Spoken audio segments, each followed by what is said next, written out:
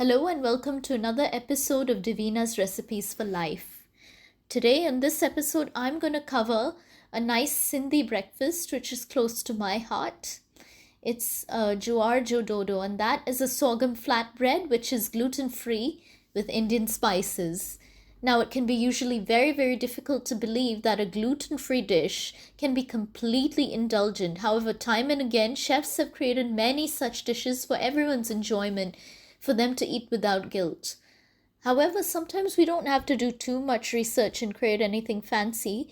We can even turn back to old staples that we miss. In my family, that would be the Jowar Dodo, which is one such staple. It is a breakfast dish. It's a sorghum flatbread with chili, green garlic, and onion. It's totally worth it. It's packed full of flavor and nutrition, especially when eaten with a nice yogurt raita, as I'm going to show you over here. Now, I mentioned an ingredient, green garlic. Don't freak out too much about it. I'm going to talk to you about it right now. Green garlic is basically the normal garlic, but it's immature. It's not ripened as yet, and it's usually bigger than a spring onion and has this white or pinkish color to it almost. So normally, farmers will pull it out when they thin their crops and then grow this out separately. Green garlic can be used interchangeably with normal garlic, and this one can be eaten raw in salads and used like spring onions.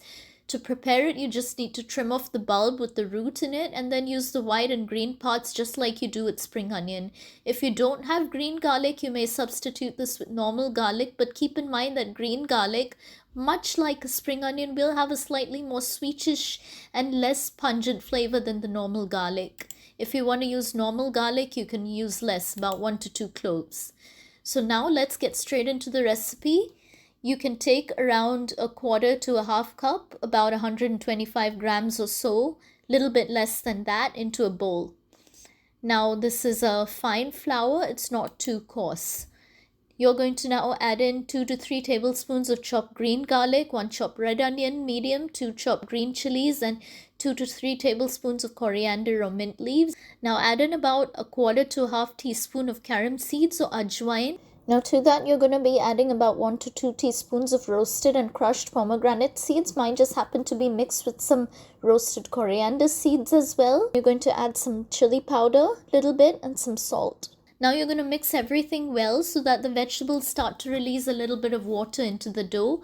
That way you can gauge the real content of the liquid that you need and how much additional water to add later. Before that, you're going to add about 3/4 tablespoon of Indian clarified butter. That's desi ghee. You can add in melted butter or oil if you like, and rub it into the mixture. The mixture should now resemble some sand, not really wet sand, but just sand.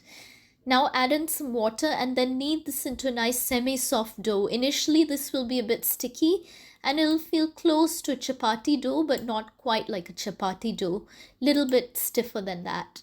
Once it comes to that, brush it with a little bit of ghee or oil and then cover it with a damp cloth. Let it rest for around 20 to 30 minutes and then keep it aside before use. Meanwhile, you're going to prepare your yogurt dip or your raita for serving. So you're going to take about 2 to 3 tablespoons of thick whisked yogurt or dahi and add in about half a teaspoon of sugar.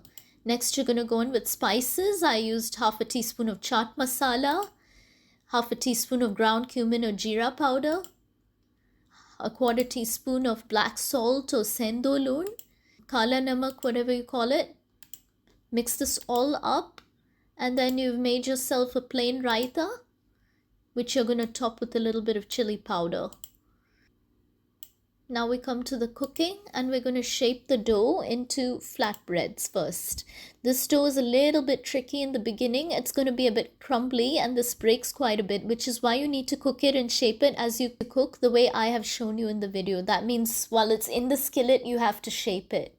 So first you're going to bring your dough to your work surface and begin by pressing it down.